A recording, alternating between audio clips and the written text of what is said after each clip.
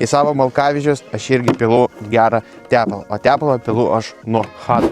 Tai padarytas buvo pilnas aptarnavimas ir reikia užpilti gerą kokybiško tepalo, nes šitie mano busiukai gauna tiek pat apkrovų kaip ir M-kel, gal net ir daugiau.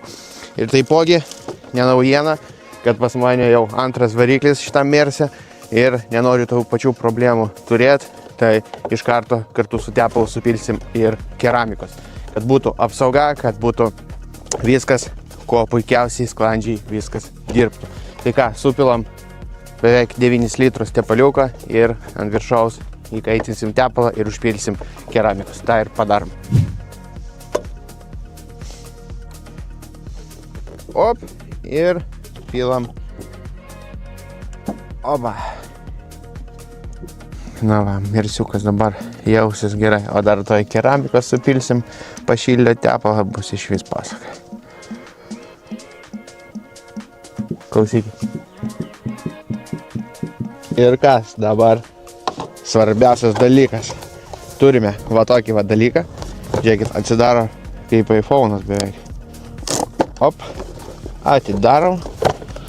Reikia būtinai prieš pilant įkaitinti tepaliuką ir tik tais tada pilti. Suplakam gerai ir rakinam. Žiūrėkit, koks gražus.